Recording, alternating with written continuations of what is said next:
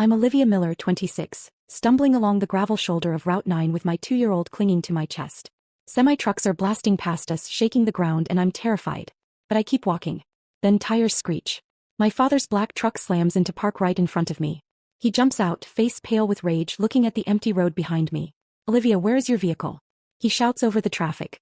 I look him in the eye and finally speak the truth. Anthony took my keys. He says I'm medically unfit to drive. Drop a comment and let me know where you're listening from and what time it is for you right now. I'd love to know who's part of our community. The silence inside my father's truck was heavy, a stark contrast to the roar of the highway we'd just left. The air conditioning blasted against my face, drying the sweat but doing nothing for the cold knot in my stomach. Noah had fallen asleep instantly in the car seat, lulled by the vibration of the engine. I looked at his small, peaceful face and felt my hands start to shake. The adrenaline was fading, leaving behind only shame. How long? My father asked. He didn't look at me. His eyes were fixed on the road, his hands gripping the steering wheel so hard his knuckles were white. He wasn't asking as a dad. He was asking as a police chief interviewing a witness. 6 months, I whispered. Since Noah turned 18 months old. He took a sharp breath. Why didn't you tell me? Because it didn't look like abuse, Dad. That's the trick. It didn't start with a lock on the door or a raised fist. It started with a casserole. It started with Susan showing up with dinner and saying, "You look exhausted, Olivia. Let me take the night shift." And I was exhausted, so I let her. Then it was Anthony saying, "Babe, why stress about the bills? I'm an accountant. Let me handle the finances so you can focus on Noah." And I was stressed, so I thanked him. I looked out the window at the passing trees, watching the world blur. I needed him to understand the mechanics of the trap. It's the boiling frog, Dad. You know the story? If you drop a frog in boiling water, it jumps out. But if you put it in cool water and turn the heat up slowly, it cooks to death before it realizes it's dying. That was my life. The heat went up 1 degree at a time. First, Susan moved into the guest house to help. Then she was in my kitchen every morning, criticizing the nutritional value of the oatmeal I made. Then she was checking my grocery receipts, circling items she thought were wasteful. When I complained, Anthony told me I was being ungrateful. He said I had postpartum anxiety. My father's jaw tightened. Did a doctor say that? No.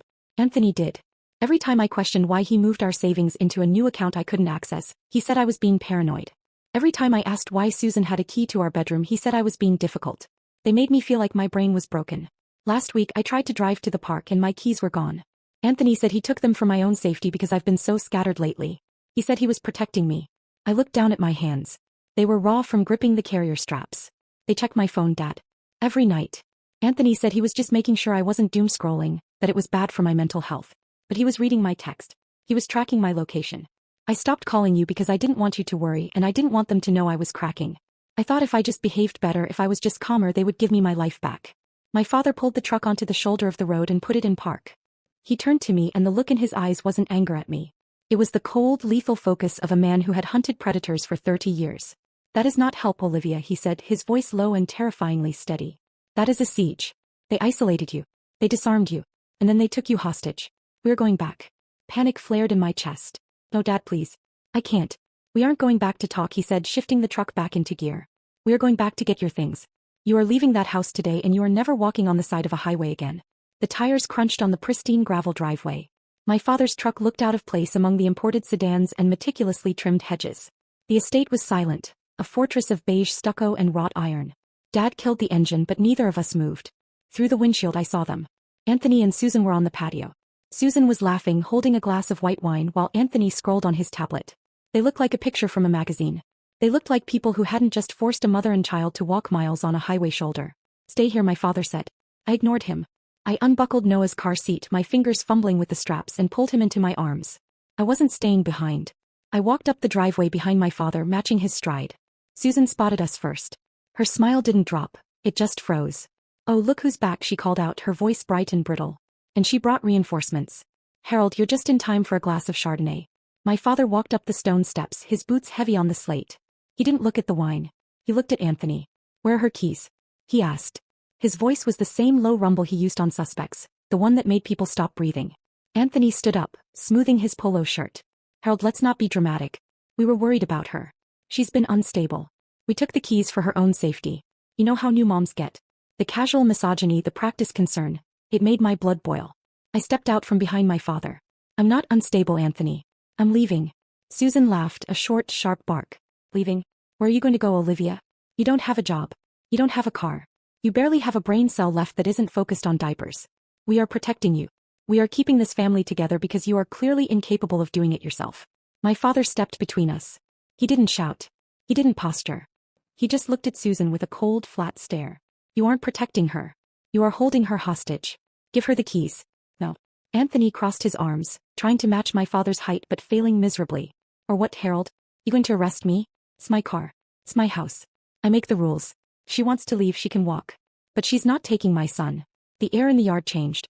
The birds seemed to stop singing. My father took one step closer to Anthony. You want to talk about rules? Fine. Let's talk about the law. You are withholding her personal property. You are restricting her movement. And if you try to stop her from leaving with her child, that is unlawful imprisonment. Susan scoffed. Oh please. She's hysterical. She needs rest. She needs her passport, my father said, turning to me. Go inside. Get your documents. Get the baby's things. I'll handle them. I ran past Anthony, dodging his outstretched hand.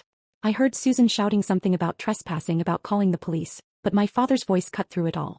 Go ahead, Susan. Call them. I'd love to explain the situation to my former colleagues. I raced up the stairs, my heart pounding against my ribs.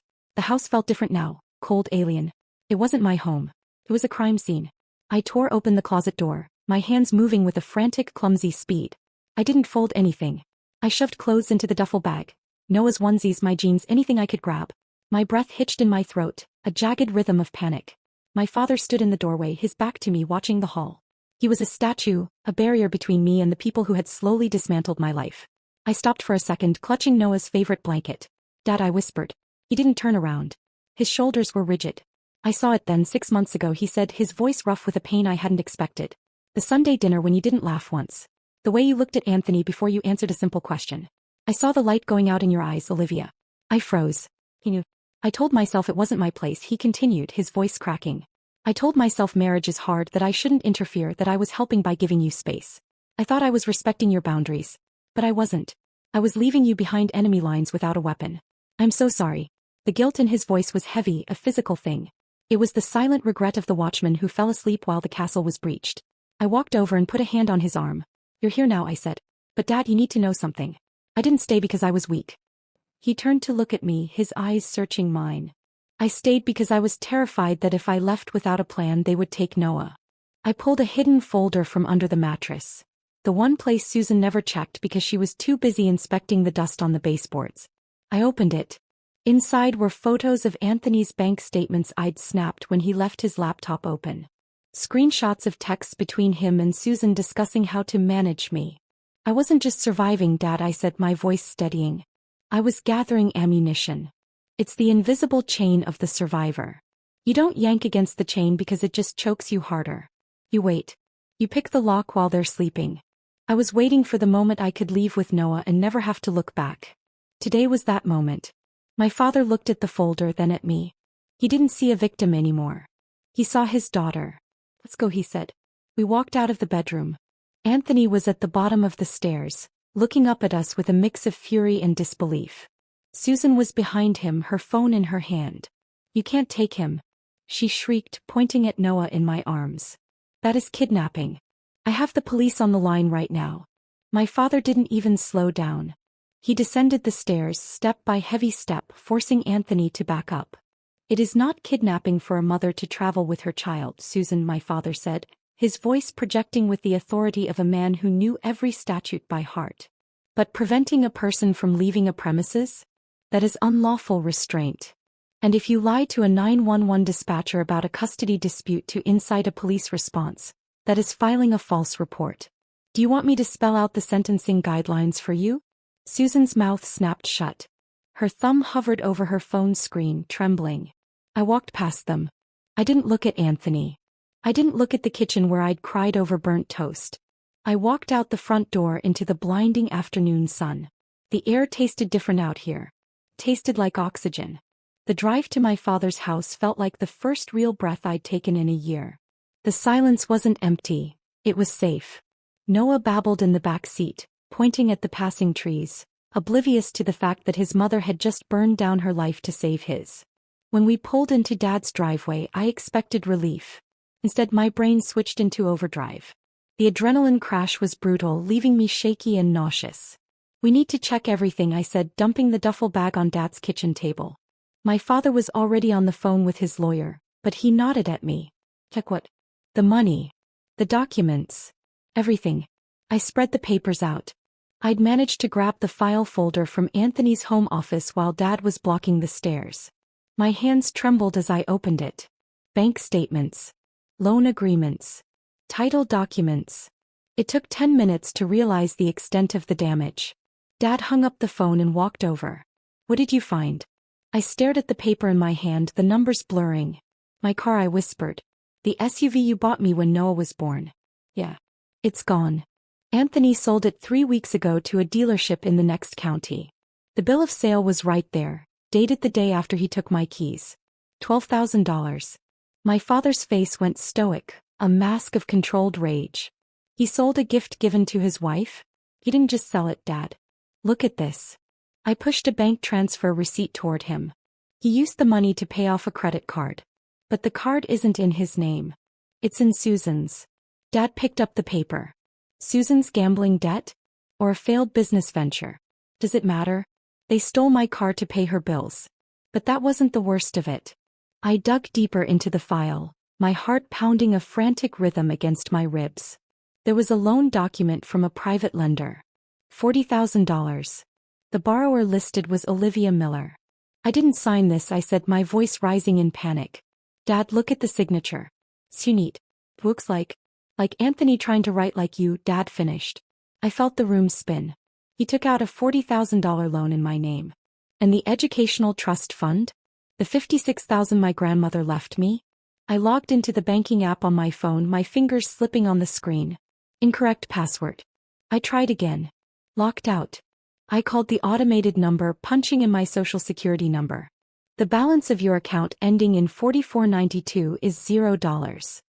I dropped the phone. They had taken everything, the car, the trust fund, my credit. It wasn't control anymore. It was a deliberate attempt to bankrupt me, to trap me with no way out. My father studied the documents. The forged loan, the car sale, the transfers. His expression hardened. This isn't a marriage issue, he said. This is felony fraud.